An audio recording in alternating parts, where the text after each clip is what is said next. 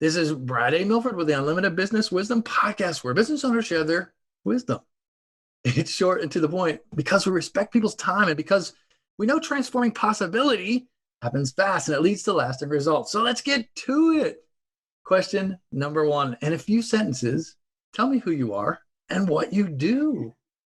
Hi, I'm Katie Switzer. I am a West Virginian. I am a wife and a mother of three, and in March, four children that are all under the age of five. And I run Facebook ads for e commerce companies. Very short and succinct. I love it. Very direct. Question number two. What's the best thing about being in business? I find it really exciting and energizing. I really like helping other businesses to grow and scale. A lot of people talk about scaling, but real scaling takes a level of skill. And I find it really exciting when I get results like when my clients message me and say, you have to turn off that ad because we sold off all of our inventory. And it's just like really cool to see how ads can be like printing money if you do them right. And you're reaching the right clients for your clients. So their customers are happy and your clients are happy. It just gives me a lot of joy. I love it. Energizing and happiness. And turn off the faucet because you turned it on too strong. Fantastic. I love it. That's a great feeling, isn't it?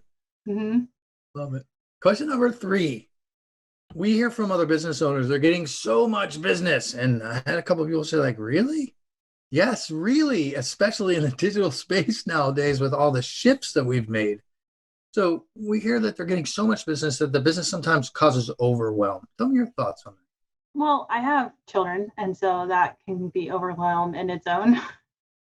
So I think it's really important to just set your priorities and know, what your day is going to look like and be organized and don't let that like procrastination feeling get ahead of you. Just get it done. Just dive into it and get it done. And something that really helped me, I was lucky enough to have a business coach, Gabe Arnold, who really helped me to learn how to hire good people, how to train them, and how to delegate with grace and not just be like a hot mess all the time.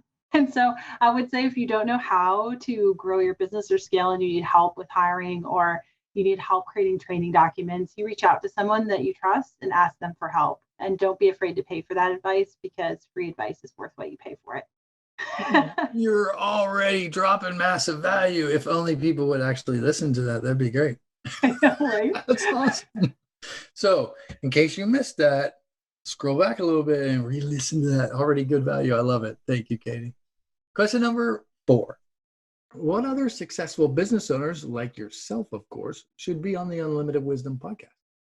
One of my favorite clients, I asked if I could refer them to you. They run a business called Loving West Virginia, lovingwv.com, and they sell West Virginia themed t-shirts and apparel and hats. And they are such cool business owners. Actually, both of the owners are named Evan, a husband and a wife. I call them Evan squared secretly. Don't share that with them.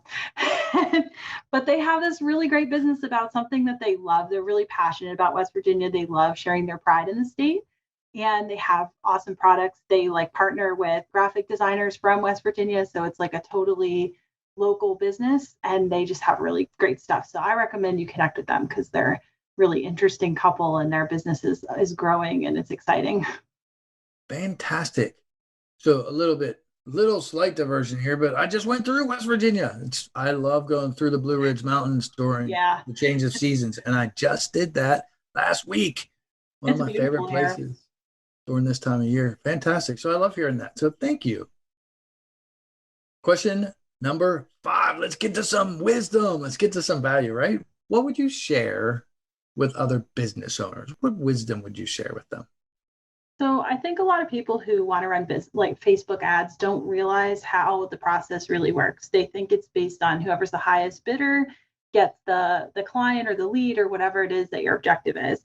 The secret to really successful Facebook ads is that Oh, pay when attention. they're The secret. Pay attention. The secret. Nice. so when Facebook is trying to decide who wins a bid auction, right? They're going to look at not just the audience that you choose and be comparing you against your competitor who's also bidding for that same audience, but they're looking at your price of your bid and the quality of your ad content.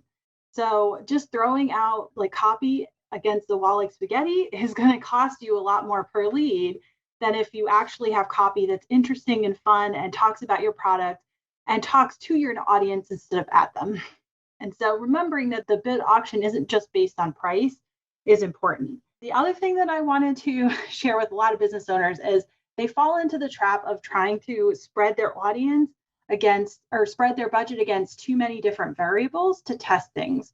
So don't run 12 different audiences with 3 different copy and 4 different images all under the same budget, even if you're using CBO. You really want to look at how much you're willing to spend and do try to hit that 50 events of whatever your objective is per week if you can. It's not a hard and fast rule. I get great results with clients who aren't hitting those 50 events per week all the time. But if you're new to it, kind of use that. Like if you're going to be less than half that, I would back your objective up and try to hit something different. Like instead of hitting purchases, go for add to carts, or instead of going to add for carts, look for view content, just to kind of back it up and get more of that audience in there that's more affordable and give the Facebook AI more information to optimize. Because if you limit too much and you don't give Facebook enough of a leash to decide who to serve the ad to, it's not going to do very well for you.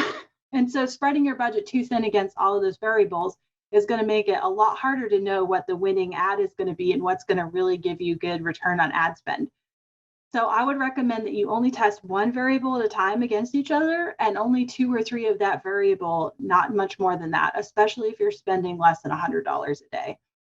Additionally, when it comes to retargeting, remember that your retargeting is based on the quality of the audience of your cold that's coming in.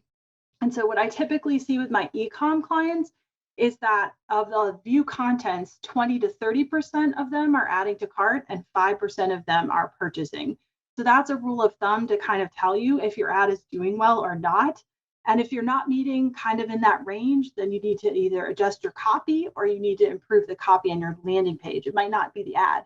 If you're getting lots of view to content, but you're not getting a lot of people adding to cart or purchasing, either you're not realizing that you're not actually advertising in your ad what is on your website, or your landing page isn't giving people enough information to make them want to buy. So I see that really often. I've had several clients that sell like information products and they think that they're selling one thing.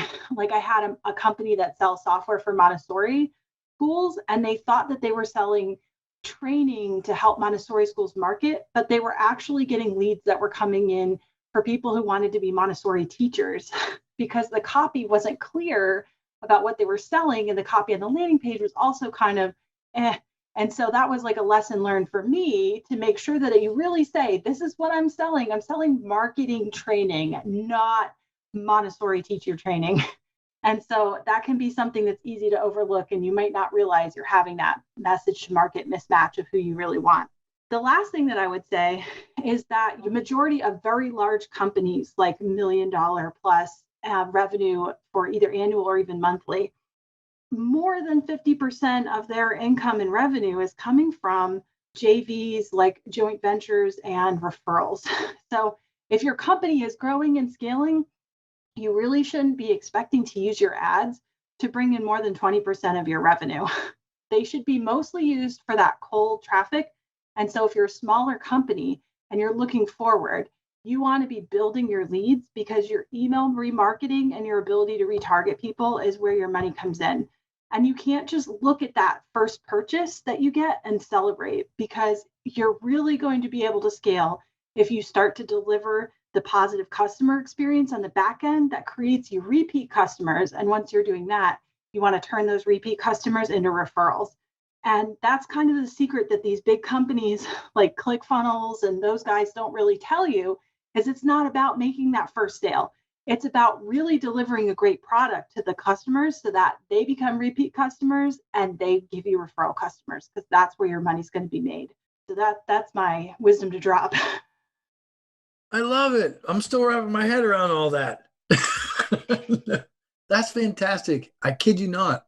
The variables, the energy, the practical, I'm super impressed, and I knew I would be. I had no doubt. And thank you for the investment of your time here. You just dropped massive, really practical value that people can put into play today. Today. And that is some real wisdom. So thank you very much. And the remarketing information you shared is fantastic. I love how you gave examples too. So somebody can compare and say, oh, if I'm doing this, it's not quite on the mark. if I'm doing that, then I am hitting the mark. Katie, thank you so much. Let's switch gears for a minute because I believe we could probably talk about business forever, right? Yeah. But let's talk about something fun for just a moment. What's the most fun vacation you've ever had? I'm dying to know. Oh my gosh. I actually, this is a horrible question for me because we don't go on vacation very often. My husband and I are like super introverts, and with our kids, it's really hard to travel. But I would And say since you like live in West Virginia, you don't have to go on it's vacation, right? beautiful here. Yes, it is beautiful here. I mean, I think we really enjoy going to the beach every year. So it must be our favorite vacation because we do it every August. We go to the Outer Banks. And my favorite part about that is when we leave our kids with my in laws and we go out to dinner and eat crab until like our stomachs explode. So that's pretty much my favorite part of vacation is getting a break from my kids, who I love, and getting to spend some time with my husband, who I also love a little bit more than my kids. That is so funny. I love it. I get the humor there, and I totally understand. As a parent, I totally understand. So that's awesome. And I love the Outer Banks. It's one of the few places I've been in the world that you can just pull up and just grab like your own piece of the beach, right? Yes. It's And what's fantastic. awesome is like the place we stay, they rent chairs for the beach, so you don't have to carry your crap out to the beach. They just lay the chairs out for you every morning, and it's worth every penny for the week. It's like I love awesome. it. I love it. I love it. Katie, thanks for being on. I really appreciate you. What's the website or social media, or what's the place that when somebody sees this and says, "Hey, I need some of those Facebook ads and I must connect with her," how can they find you? Almost all of my clients are word of mouth referrals, and I don't have a big social media presence. My website is currently under construction, so the absolute best way to reach me is to just send me an email. It's Katie, Katie, at engineeredmarketing.io. Absolutely love it. Thank you so much for being on. This is Brad A. Milford with the Unlimited Business Wisdom Podcast, where owners making five, six, seven, eight. It's not about the money. Of course, that's it. That is important toward freedom, but they're sharing their wisdom globally and creating impact. Thanks for joining us.